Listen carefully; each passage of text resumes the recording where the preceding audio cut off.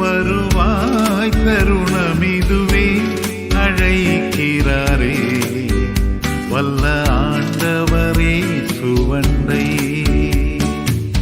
வாழ்நாளெல்லாம். ஆண்டவராகிய இயேசு கிறிஸ்துடைய வருகை மிகவும் சமயமாக இருக்கிறது. ஆண்டவராகிய இயேசு கிறிஸ்துடைய வருகைக்கு நாம் அனைவரும் ஆயத்தப்பட வேண்டும் என்று சொல்லி முழு வேதாகமும் வலியுறுத்துகிறதை நாம் பார்க்க முடிகிறது. பழைய ஏற்பாடு முழுவதும் ஆண்டவராகிய இயேசு கிறிஸ்துடைய முதலாவது வருகை குறித்து தீர்க்கதரிசியின் மூலமாக எழுதப்பட்டிருக்கிறது. பழைய ஏற்பாடிலும் ஆண்டவராகிய இயேசு கிறிஸ்துடைய வருகை குறித்து பல தீர்க்கதரிசிகள் தீர்க்க தரிசனம் உரைத்திருக்கிறார்கள். அந்த தீர்க்க தரிசனம் நிறைவேறிவிட்டது. இப்போது புதிய ஏற்பாடிலே முக்கியமாக இருக்கிற தீர்க்க தரிசனம் வாக்குத்தத்தமானது ஆண்டவராகிய இயேசு கிறிஸ்துடைய இரண்டாவது வருகை. ஆண்டவராகிய இயேசு கிறிஸ்துடைய இரண்டாவது வருகை மிகவும் நெருங்கிவிட்டது. ஆண்டவராகிய இயேசு கிறிஸ்து வருவதற்கு முன்பதாக இந்த பூமியிலே என்னென்ன நிகழ்வுகள் நடக்கும் என்று சொல்லி வேதத்தில் எழுதப்பட்டிருக்கிறதோ அந்த தீர்க்க தரிசனங்கள் அனைத்துமே இந்த நாட்களிலே நிறைவேறி கொண்டிருக்கிறது. சிலது நிறைவேறிவிட்டது, சில தீர்க்க தரிசனங்கள் நிறைவேற வேண்டியதாக காணப்படுகிறது. இயேசு கிறிஸ்துவின் வருகையை குறித்து வேதாகமத்திலே அநேக வார்த்தைகளை நாம் தியானிக்க முடியும். ஆண்டவராகிய இயேசு கிறிஸ்துவுடைய வருகை இனி 2 முறை நடக்கும் என்று வேதம் சொல்லுகிறது. முதலாவது வருகை, இரண்டாவது வருகை.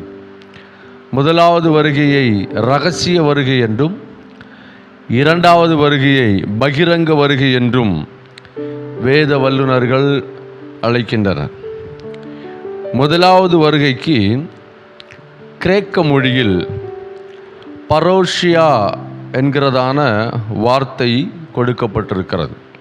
மத்தேயு எழுதின சுவிசேஷம் 24ஆம் அதிகாரம் 3ஆம் வசனம், 27வது வசனம், 37வது வசனம், 39வது வசனமும், 1 கொரிந்தியர் 15ஆம் அதிகாரம் 23வது வசனமும், 1 தெசலோனிக்கர் 2ஆம் அதிகாரம் 19வது வசனமும் பரோஷியா என்கிறதான அந்த வார்த்தையை குறிக்கிறது.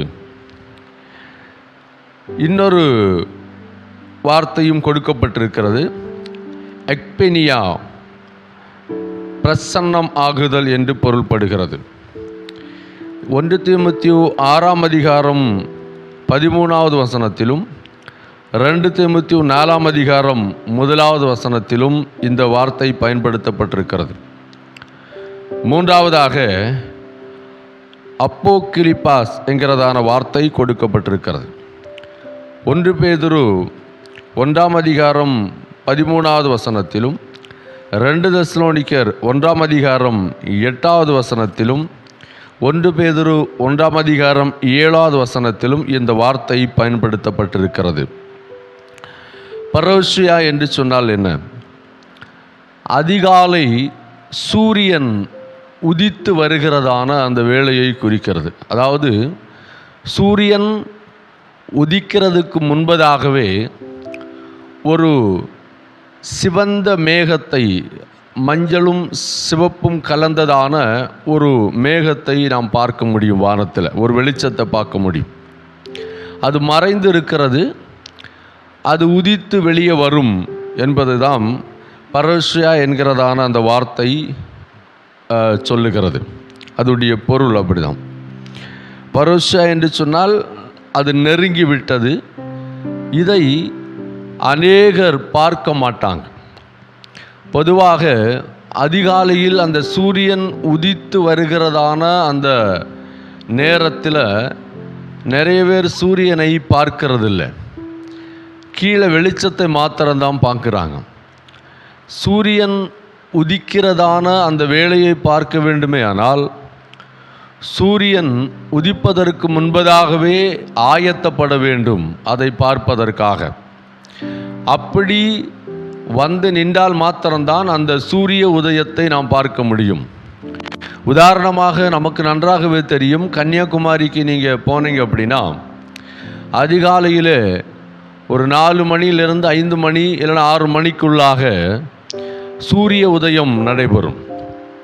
இந்த சூரியன் அங்கே வருவதற்கு முன்பதாக அதுடைய அந்த வெளிச்சம் மஞ்சள் சிவப்பு கலந்ததான அந்த வெளிச்சமானது மெதுவாக வரும். இந்த வருகையை அந்த அதிகாலை நேரம் எழுந்து போய் அந்த கடல் அருகே நின்று பார்க்கிறவர்கள் மாத்திரம்தான் பார்க்க முடியும். அதுபோலதான் ஆண்டவராகிய இயேசு கிறிஸ்துவுடைய வருகையை எல்லோரும் பார்க்க முடியாது. அதாவது அந்த வருகையிலே எடுத்துக்கொள்ளப்பட மாட்டார்கள். ஏன் எடுத்துக்கொள்ளப்பட மாட்டார்கள் என்று சொன்னால், அவர்கள் அதற்கு ஆயத்தமாக எழுந்து போய் நிற்க மாட்டார்கள்.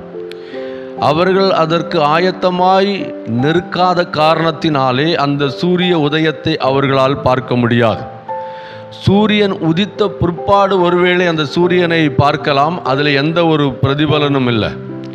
சூரிய உதயத்தை பார்க்க வேண்டும். அதுதான் பரோஷியா என்கிறதான அந்த வார்த்தை. சூரிய உதயத்தை யாரெல்லாம் பார்க்கிறார்களோ அவர்கள் எல்லோரும் தேவனுடைய ராஜ்யத்துக்குள் பிரவேசிப்பார்கள், எடுத்துக்கொள்ளப்படுவார்கள். இந்த காலை நேரத்தில் நான் உங்களிடத்தில் ஒரு காரியத்தை சொல்லும்படியாக விரும்புகிறேன். யாரெல்லாம் விழித்து ஆண்டவராகிய இயேசு கிறிஸ்துவுடைய வருகையை பார்ப்பதற்கு ஆசையோடு கூட கிரயம் செலுத்தி தேவ சமூகத்தில் நிற்கிறார்களோ, அதை பார்க்க வேண்டும் என்று சொல்லி வாஞ்சிக்கிறார்களோ, அதில் பிரவேசிக்க வேண்டும் என்று சொல்லி வாஞ்சிக்கிறார்களோ, அவர்கள் மாத்திரம்தான் தேவனுடைய ராஜ்யத்துக்குள்ளே பிரவேசிப்பார்கள். அதனால தான் இங்கே பரோஷியா என்கிறதான வார்த்தை கொடுக்கப்பட்டிருக்கிறது. சூரியன் உதிப்பதற்கு முன்பதாக வருகிறதான அந்த சிவப்பும் மஞ்சளும் கலந்ததான அந்த வெளிச்சம், அந்த வெளிச்சத்தை பார்க்கிறவர்கள் தேவனுடைய ராஜ்யத்துக்குள் பிரவேசிப்பார்கள். அதனால தான் ஆண்டவர் சொன்னார், நீங்கள் ஆயத்தமாக இருங்கள். ஆயத்தமாக இருக்கிறவர்களே தேவனுடைய ராஜ்யத்துக்குள் பிரவேசிக்க முடியும் என்று வேதம் சொல்லுகிறது. அடுத்து இரண்டாவதாக, காலையில் எழும்பும் என்று விரும்புகிறார்கள். அதாவது எழும்ப வேண்டும் என்று சொல்லி விரும்புகிறார்கள் தான். ஆனால் சில சோர்வுகளால் தூங்கி எழுந்து பார்த்தால் சூரியன் உதித்திருக்கும். 10 கன்னிகைகளில் 2ஆம் பகுதியாக இருக்கிறதான அந்த 5 கன்னிகைகளுக்கு பொருந்தும். அவருடைய பிரசன்னமாகுதலை பார்ப்பார்கள். அதாவது அவர் வருவதற்கு முன்பதாக அவருக்கு எதிர்பார்த்து கொண்டிருக்கிறவர்களை தான் பரோஷியா என்கிறதான வார்த்தையிலே பொருந்தும். வந்த பிற்பாடு பார்க்கிறவர்கள், அதாவது தூங்கி எழுந்து வெளியே வந்து பார்க்கும்போது சூரியன் எல்லாம் உதிச்சிருக்கும். அப்போது வந்து பார்ப்பாங்க, ஓகே சூரியன் உதித்து விட்டது. அவருடைய பிரசன்னமாகுதலை, அந்த சூரியனை அவங்க பார்க்குறாங்க, எந்த பிரதிபலனும் இல்லை. ஆல்ரெடி சூரியன் உதித்து விட்டது, சூரியன் உதித்து மறைந்து விட்டது. அதனால இனி எந்த பிரதிபலனும் இல்லை. அவர்கள் அதற்குள் பிரவேசிக்க முடியாது. அவர்களால் பிரசன்னமாகுதலை பார்க்க முடியும். அப்படின்னா பிரசன்னமாகி விட்டது, முடிஞ்சு போயிற்று. இதுதான் இந்த வார்த்தை சொல்லுகிறது. வாழ்நாளெல்லாம் வீணான